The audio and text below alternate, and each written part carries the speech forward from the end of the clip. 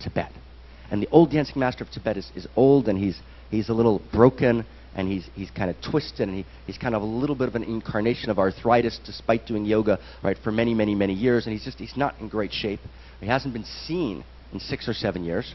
And he says to him, please, will you challenge him, right, this great kung fu master, and best him?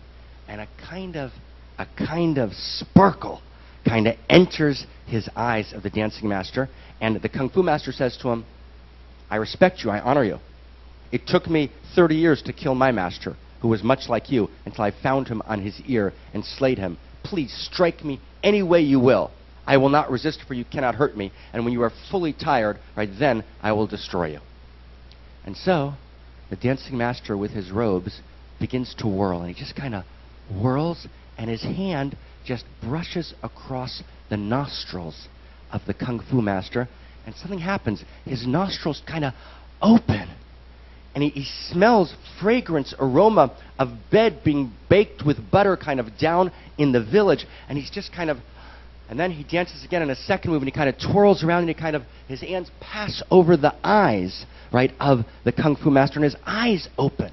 And they see brilliance and color and beauty like he'd never seen. And then his foot kind of dances and spins around and lightly brushes his genitals. And then he kind of opens up to this throbbing, gorgeous desire. And then his hand brushes across his heart. And his heart opens. And they begin to dance. And they dance for 3 days and 3 nights together. A dance the likes of which had never been seen before. And all of Tibet comes to gather for this great dance of Eros, right, in the inner sanctum of the Dalai Lama. And 3 days are over. And the kung fu master, who's by now stripped off all his clothes, has been dancing naked for 3 days, right, collapses, right, exhausted, virtually unconscious before the Dalai Lama. And he feels next to him a small, almost inert figure. And he knows it's the dancing master. And he pulls the dancing master close to him and takes the last of his energy into himself. And the dancing master smiles, for he knows he's finally found a successor.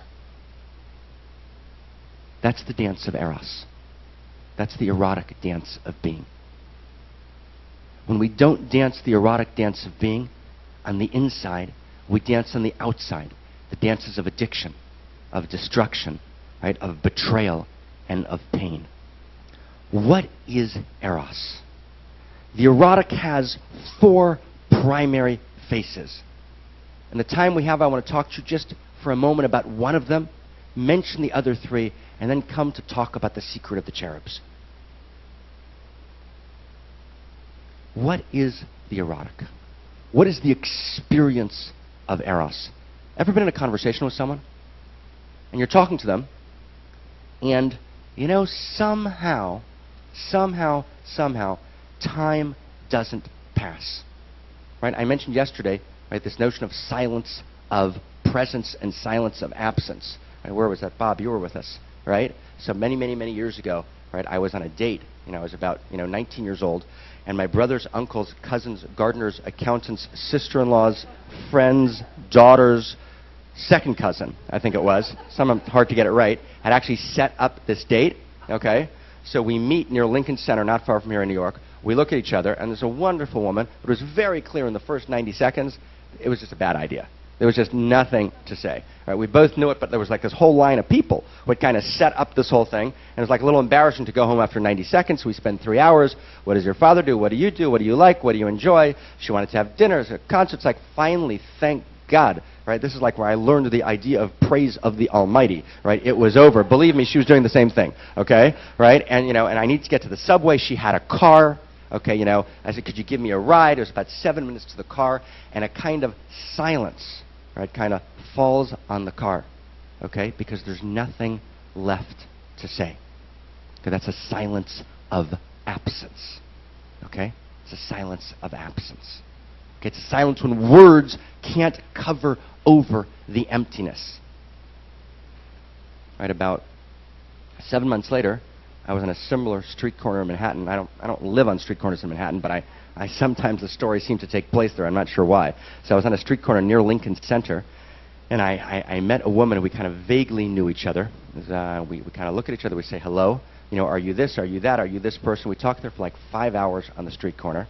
And at that point, I actually had a car, I mean, the 5 hours went by like literally like 10 minutes. We couldn't believe that 5 hours went by, right? You know, she said, could I get a ride to the subway? I had this car, as I said, and so we get into the car. There's about 7 minutes, right, to the subway, and this silence descends on the car, and it's so beautiful.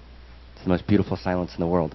It's a silence which is beyond words, because words can't hold the depth of that reality. It's not silence of absence, it's silence of presence. Okay? So the first silence, stay with me, hold center. The first silence, right, which the silence of absence that comes after that long 7-hour interminable conversation, right, that's non-erotic conversation. You follow me? You can't pay for an erotic conversation. Right? There's no possible way to do it. No credit card works. Okay? Right? Erotic conversation means you're on the inside of the conversation. Erotic conversation means you've stepped away from exchange of information, right, and there's some flow of energy that's happening that you're both inside of that circle. When you step inside that circle, right, you're engaged in erotic conversation. When you're not in erotic conversation, what do? You always talk about a third person. Follow me? It's very deep. Why are you talking about a third person? Because basically you haven't succeeded in entering the inside of the circle.